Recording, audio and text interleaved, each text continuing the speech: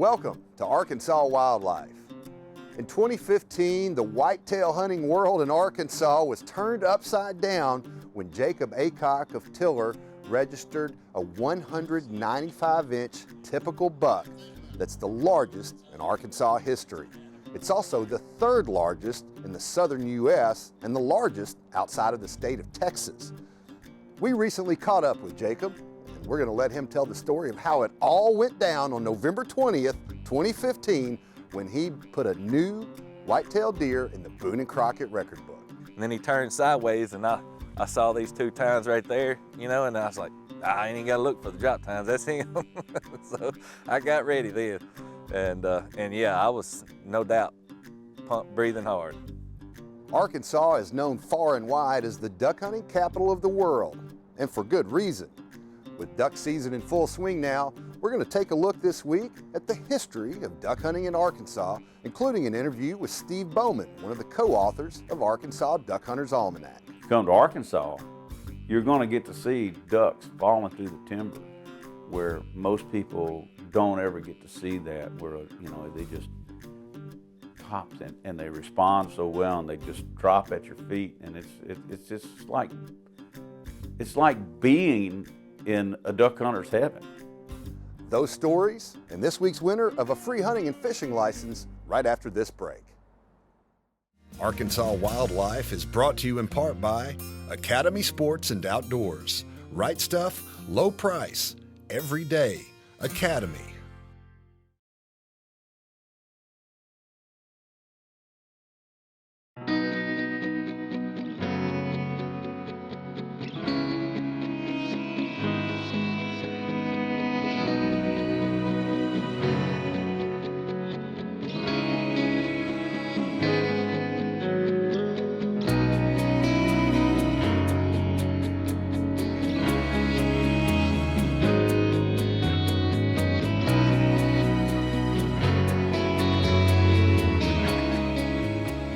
Here in Arkansas, duck hunting is more than its name implies. It's not simply about ducks or hunting. It's much more than that.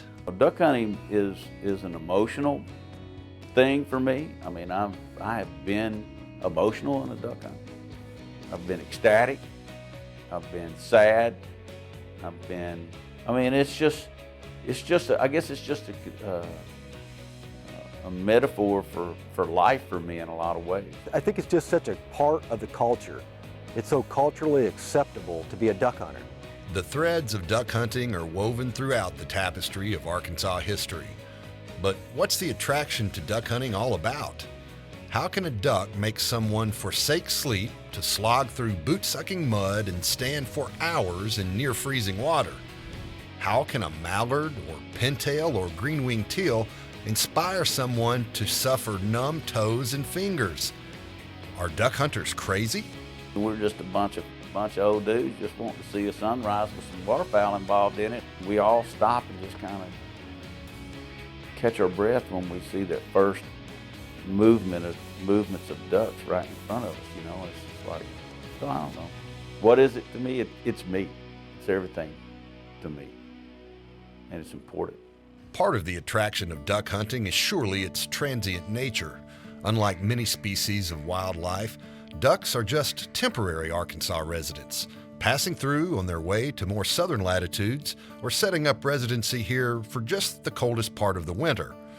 They travel thousands of miles from their places of birth in the northern U.S. and Canada, surviving against long odds. And when things work out just right, we're afforded the opportunity to marvel at the spectacle of the annual migration with our own eyes for a brief moment in time. I can't imagine not having duck hunting in my life.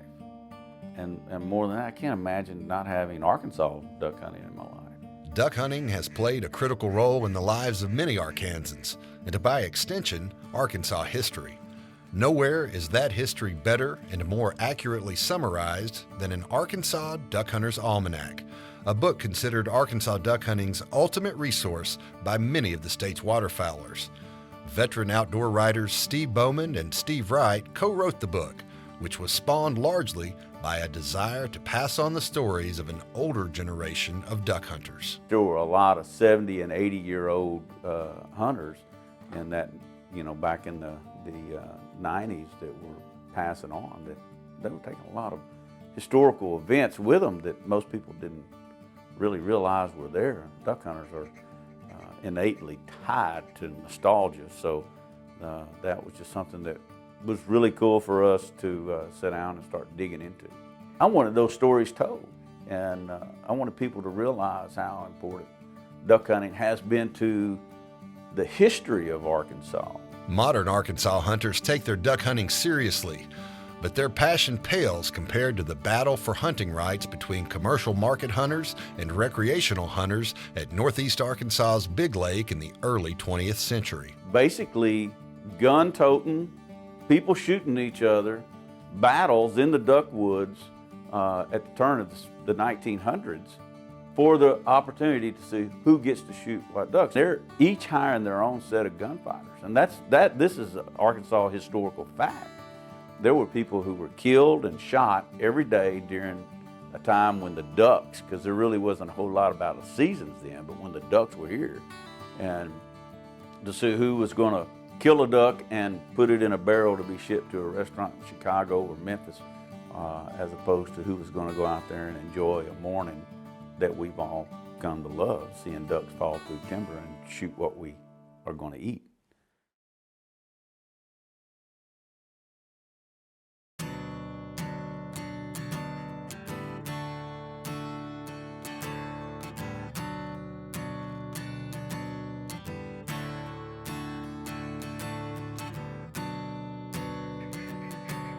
Long before rice farming or the presence of artificially flooded forests known as green tree reservoirs, the ducks have come to Arkansas. The natural state includes nearly a third of the 24 million acres of the Mississippi Delta, a flood-prone area that has provided food and habitat for waterfowl since before human history. The whole pattern of mallards migrating to these areas, truly at the bottom of a funnel. You think about geologically how all these rivers come together in East Arkansas. And even coming from the east. A lot of people don't think about that as much. I think about the Arkansas and the Mississippi and converging, and the White and the Black and the Cache and Landgill and all these sorts of rivers. But there's a lot of stuff coming in from the east too, out of Tennessee and the Ohio River Valley. All this stuff is converging right in the delta of Arkansas, and hence the great history of duck hunting. We've always had this natural flooding taking place before we ever started farming for rice, before we ever started building levees, putting up stock log structures, et cetera, et cetera. The water was here, ducks always came. Although much of the state's historic bottomland hardwood forests were lost to the saw and the plow, Arkansas still retains some of the Mississippi Delta's largest tracts of these unique habitats. And in the 1930s, by happy accident, Arkansans figured out that artificially flooded forests also were duck magnets. When farmers started building levees around tracts of woods to hold water for irrigation, the ducks flocked to them in incredible numbers. They'd see these bottoms would flood, the ducks would get to go in them, they'd have great hunting, and human nature leads you to want to replicate that more often than just that once every few years. The combination of naturally flooded bottomlands and manipulated green tree reservoirs has made Arkansas a destination for duck hunters from across the country and around the world, because there's nothing like the natural state's green timber duck hunting anywhere else. You hear people talk about different sorts of timber hunting. I've heard people refer to timber hunting in all sorts of different woods that aren't really anything like the true timber hunting in Arkansas. It is something completely unique. It's not available on this scale really anywhere else in the world. Come to Arkansas, you're going to get to see ducks falling through the timber, where most people don't ever get to see that, where they just pop and they respond so well, and they just drop at your feet, and it's just like being in a duck hunter's heaven. I think in one of our permit databases, we had 43 different states represented in one season coming to Arkansas to duck hunt. That's pretty phenomenal.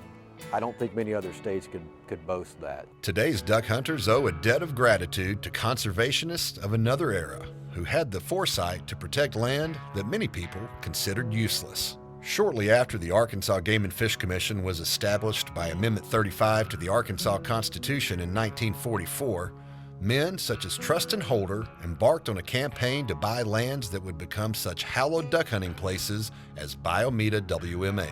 We can spend a lot of time talking about, well, Arkansas has always been the place for ducks to go. It'll always be a place for ducks to go. Supposedly, it'll always be a place for ducks to go. What would have happened? We wouldn't have had Biomeda. What would have happened if we would have allowed the White River National Wildlife Refuge to not be there? What would have happened if Black River wasn't there? Incredible foresight. I mean, I can't imagine. I mean, it was almost like describing it in a way of, you know, hey, I'm going to go over here and save this part of Arkansas because eventually that's where all the aliens are going to land. That's about how crazy it had to sound. But Trustin Holder was dedicated to that. And, you know, if it hadn't have occurred, 1970s roll around and $10 bushel soybeans roll around, and it was wholesale cut trees. The conservation of Arkansas's natural wetlands reached another important crossroads in the early 1970s when the U.S. Army Corps of Engineers embarked on a plan to channelize the Cache River. But in one of the natural state's most important conservation success stories, a duck hunting dentist named Rex Hancock started a grassroots campaign to halt the destruction. He triumphed against long odds and preserved one of the most important waterfowl wintering areas in the world. As far as conservation milestones go, you're talking about when you cut the heart of the melon out, you've got a shriveled up piece of rind.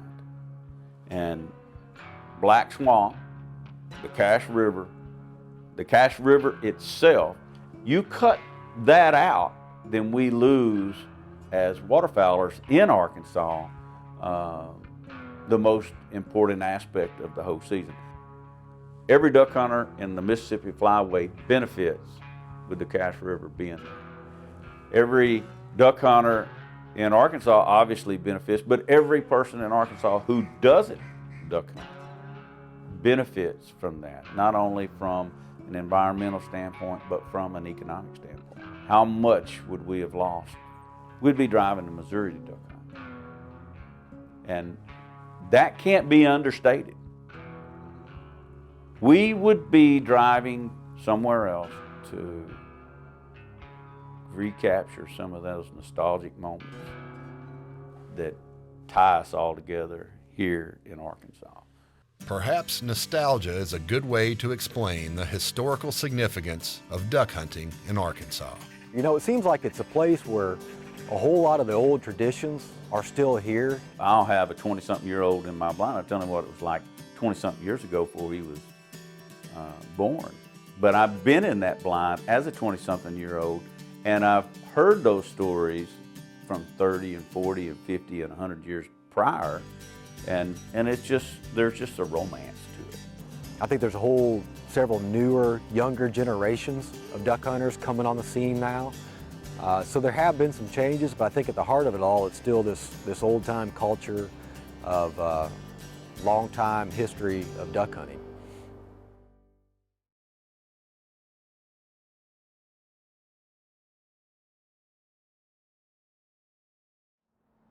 Welcome back to Arkansas Wildlife. You know, every deer hunter dreams of killing a heavy antlered buck.